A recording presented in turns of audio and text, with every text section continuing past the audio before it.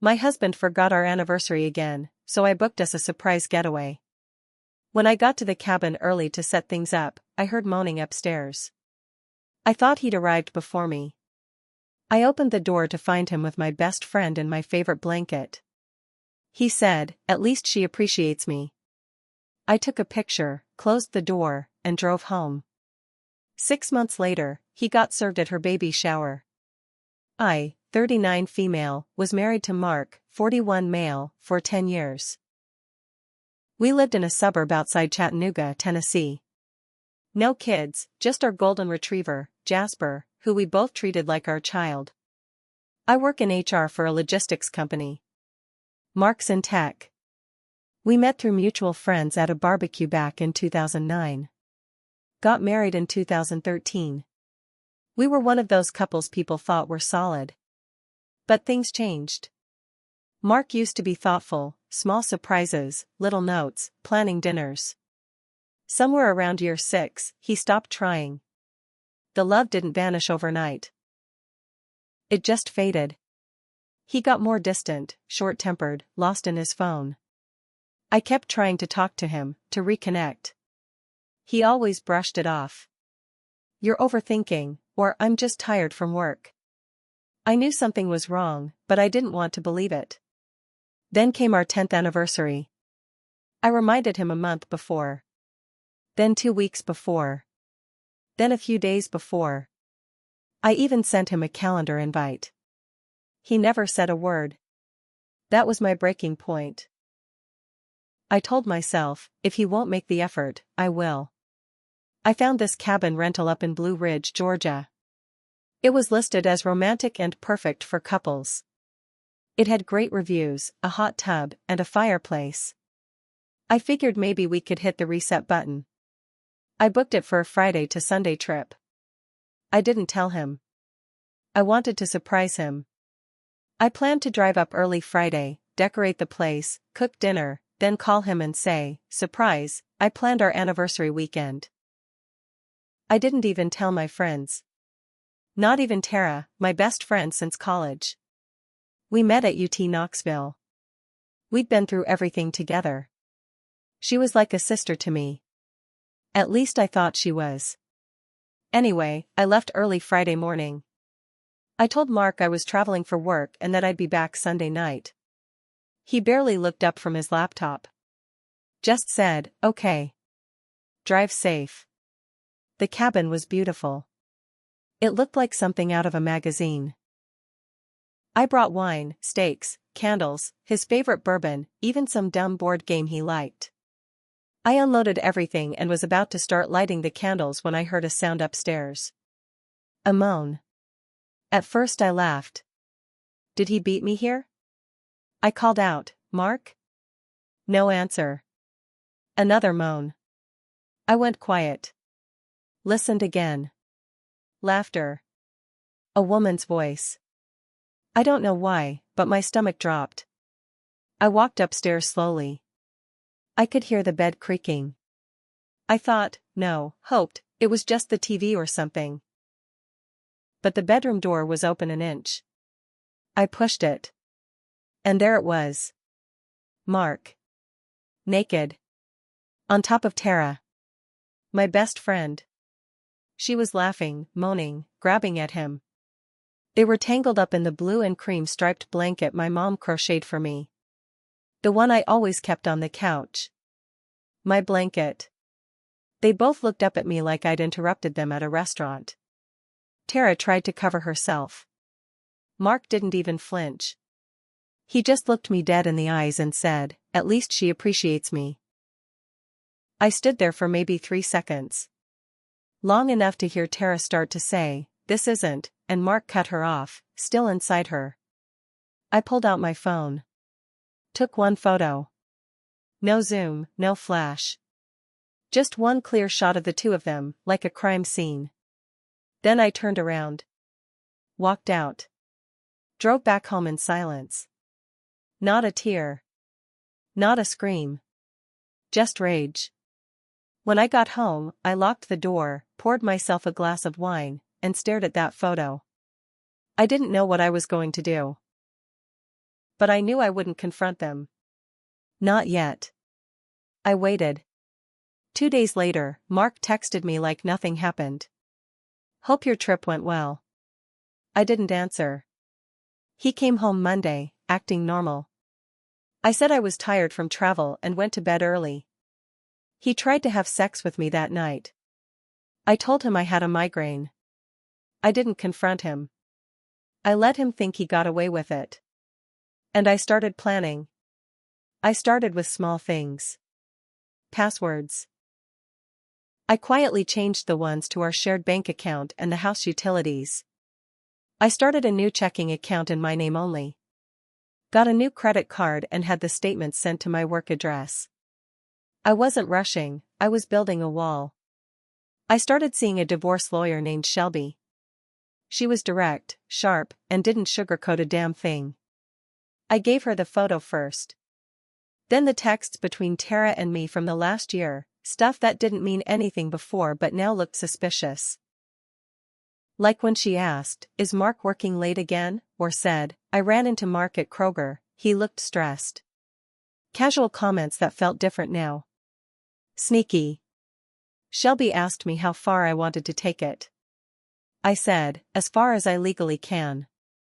I also hired a PI. It cost a lot, but it was worth it.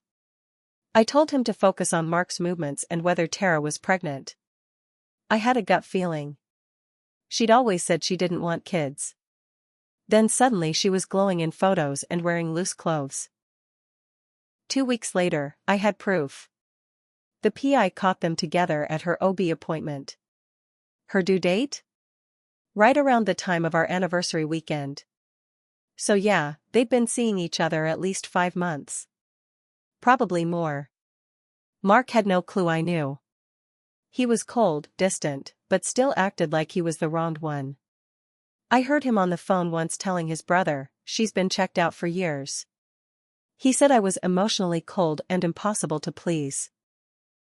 The thing is, I had been distant lately. But only because I couldn't stand the sight of him anymore. One day, I walked in on him looking through our bedroom closet. He said, "Have you seen my blue hoodie?" I knew Tara used to wear it when she stayed over, back before I knew. I told him, nope. It was in the trash already. I had to pretend to sleep next to this man every night for another month while I organized everything. I watched him text her under the covers. Once, while he was asleep, I unlocked his phone using Face ID and took screenshots of their entire chat history. He told her he wished he had met her first. That I was just someone he settled for. That I didn't get him. It was like reading a novel about someone I used to know. Only he was the villain, and I'd missed every sign. Then the baby shower invite came. It was a pink envelope with glitter hearts. Addressed to Monica and guest. As if I'd bring him. Inside was a printed invite with little pink booties and balloons. Written in pink ink was a note from Tara, "We miss you. Let's put the past behind us." I laughed out loud. The rage boiled under my skin, but I laughed. I RSVP'd yes. I bought a baby gift, an expensive diaper bag she'd listed on her registry. Then I bought a second gift, a plain white envelope.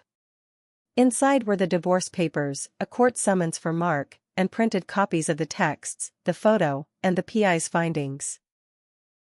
The baby shower was held at her parents' house in Brentwood, Tennessee. A big place with a wraparound porch and too many floral decorations. Everyone was smiling, wearing pastels.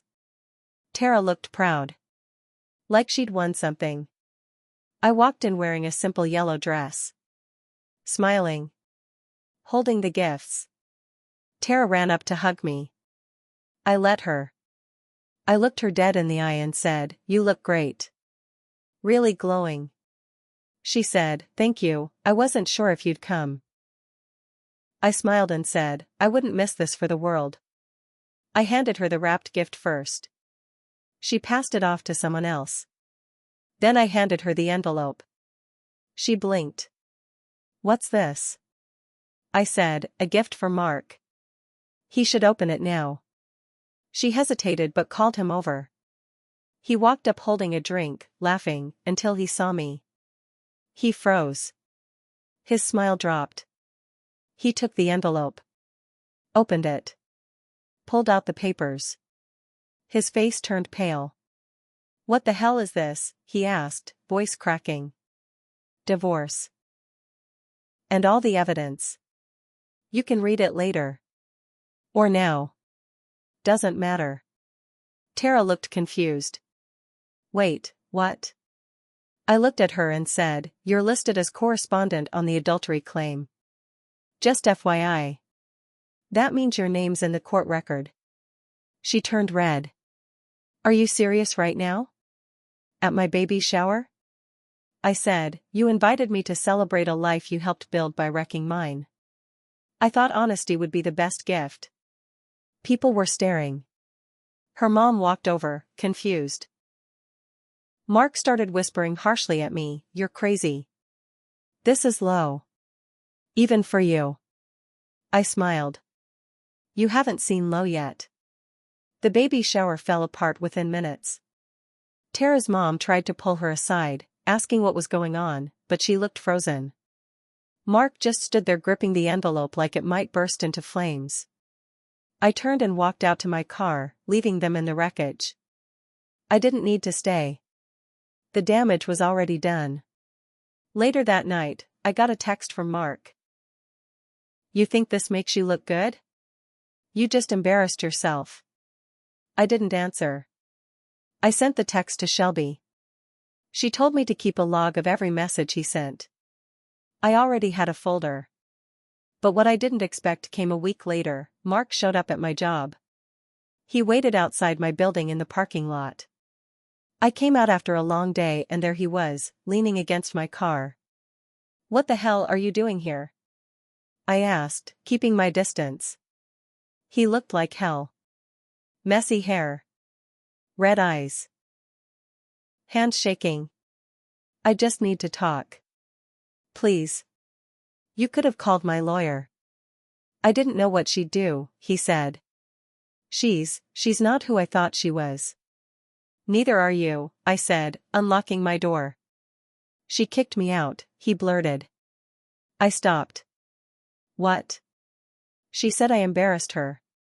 Her parents found out everything. Her dad's cutting her off financially. She said she doesn't want to be tied down with a liar." I laughed. "Now she's worried about lying?" He stepped closer. "I made a mistake, Monica. I thought I wanted something new, something exciting. But it was just easy. You and I had history. Real stuff. You threw it away for someone who sent you emojis and wore your hoodie," I snapped. He got quiet. Then he said, "I'm sorry. I know I ruined everything. I'll sign whatever. You deserve better." I didn't say anything. Just got in my car and drove off. That should have been the end. But a few weeks later, Tara started showing up in my life again. First, she tried to message me from a burner Facebook account, said she wanted to talk woman to woman. Then I started getting anonymous comments on old Instagram posts, calling me bitter, lonely, a jealous ex. I knew it was her. Same writing style. Same dumb emojis. Then someone slashed my tires. I couldn't prove it was Tara, but I knew in my gut. I filed a police report, sent the incident to my lawyer, and installed cameras around my house. I even told Jasper's dog walker to keep an eye out. A week after that, someone broke into Mark's car. Guess what they took? My blanket. The same blue and cream one. He called me, furious. Said, "You think this is funny?" I said, "Why would I want that thing back after what you did on it?" He hung up. Then Shelby told me something that made my stomach drop. Tara was contesting the adultery claim. Her lawyer was arguing that we were already emotionally separated before the affair and that proof of affection between me and another man existed. They were trying to paint me as the cheater. Only there was no other man. Until I found out, they were using photos from my Instagram. From 2 years ago. Me smiling with a coworker at a company party. They claimed we looked intimate. I had to sit in a room with Shelby and 2 other lawyers and explain that the man in the photo was gay, married, and lives in Portland. I had to call him and ask for a written statement. I was humiliated. They were trying to bury me in lies. That's when I knew I had to escalate. No more slow burn. No more quiet wins. I wasn't just going to leave them behind. I was going to ruin everything they built together. I sat down with Shelby and told her I wanted to take the gloves off. No more playing nice. She said, there's a risk if we escalate. They might come after you harder. I said, let them.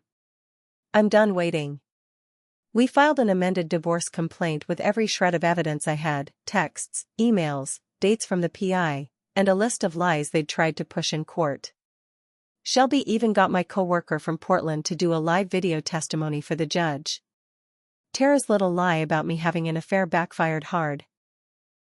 The judge scolded her side for wasting the court's time with deliberate misdirection. Mark's face during that hearing? Priceless. He looked like a kid caught cheating on a test. But that wasn't the end. Remember how I had changed all the banking and finances? I had taken every penny out of our joint savings account before he moved out. I'd legally filed to protect the funds under my name since he was cheating. I left him with just over $400 in it. I had also taken his name off the car title. It was in my name to begin with, and I proved I'd been the only one making payments. He didn't have a leg to stand on. Mark tried to file for alimony. Claimed he couldn't afford to support 2 households now that he had a baby on the way. But then came the best part. I handed over one final document. A signed and dated paternity test. Tara had cheated on him too. She had been seeing some guy she met through her sister's boyfriend. The PI caught them once, but I held that nugget back. I waited until after Mark tried to humiliate me in court. When I dropped that test in front of the judge, it felt like setting off a bomb. It wasn't Mark's baby. The courtroom went silent. Tara started sobbing. Mark just stared at her like he was trying to wake up from a bad dream. The judge turned to her and asked if the baby's real father had been notified. She said, no. He doesn't want anything to do with us. I almost felt bad for her. Almost. The judge ruled in my favor on every count. Full divorce. No spousal support. Mark had to pay all legal fees. The house went to me. The dog? Jasper stayed with me too. After the ruling, Mark tried to talk to me in the parking lot. You really had this all planned, huh? He said. You're not who I thought you were. I said, neither were you. Then I got in my car and left him standing there. A month later, I saw Tara working at a baby store.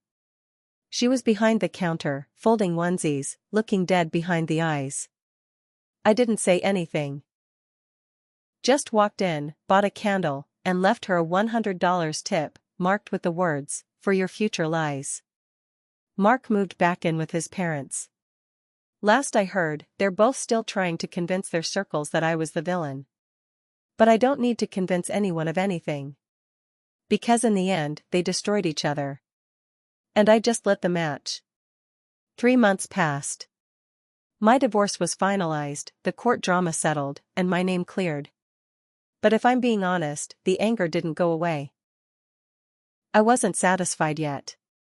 They had both tried to ruin me. Publicly. Legally. Personally. So I kept watching. Tara's Instagram turned into a pity parade. Posts of her holding the baby, now confirmed to be someone else's, captioned things like, doing this on my own, flexed biceps 2 hearts, or strong women raise strong babies. But her likes and comments were down. Way down. Her circle was shrinking. Mark? He tried to rebrand himself too. New haircut, long captions about lessons learned and healing. But he didn't have a job anymore. His company found out about the affair, Turns out he'd lied on his HR forms about workplace relationships, since he used to work with Tara's cousin. Fired for violating ethics. His savings were drained. He had to sell his car. His LinkedIn said freelance tech consultant, but Shelby pulled records. He wasn't working anywhere full-time. Just sending resumes into the void. Then one day I got a call from Shelby. "Thought you'd want to hear this," she said. Tara filed for emergency child support. Not against you-know-who. Against the real dad. Apparently the baby's biological father? He's a 25-year-old bartender named Vince. Lives in a studio behind a bowling alley. She tried to get him to pay. He refused. Claimed she told him the kid wasn't his. So now Tara was suing him. And Mark? Still trying to co-parent even though the baby wasn't his. He was showing up to events, taking pictures, pretending to be dad. She let him. Because she needed help. That's when I had an idea. I sent the real dad, Vince, a letter. Anonymously. I included copies of all court documents Tara tried to hide. The paternity test. Her messages to Mark. Proof she'd lied. I also sent him a copy of a state benefits form she filled out, where she named him as the father to get aid. A month later, Tara lost her benefits. Vince took her to small claims court for fraud. She had to pay fees she couldn't afford. Her parents cut her off again. Told her she wasn't welcome to live in their basement with a baby and legal bills. Mark finally cracked. I heard from a mutual friend that he tried to get back with one of his exes from college. She turned him down flat. And Tara? She showed up at my house one day. Just walked up my porch with a stroller, tears in her eyes. "I'm sorry," she said. I stood in the doorway. I didn't invite her in. "I made a huge mistake," she went on. "I wasn't thinking straight. He said you didn't love him anymore. That you didn't care." I just nodded. She started crying harder. "I lost everything. My job, my family, my name," I said, "so did I. But the difference is, I built mine back. You burned yours." She wiped her face. Can we be friends again? Please. I have no one." I looked down at the baby, then back at her. "No," I said. "You made your choices. Now live with them." Then I closed the door. Later, I sat on the couch with Jasper curled at my feet and looked at that old photo one last time, the one I took in the cabin. I finally deleted it. Not out of forgiveness. But because I didn't need it anymore. I'd already won.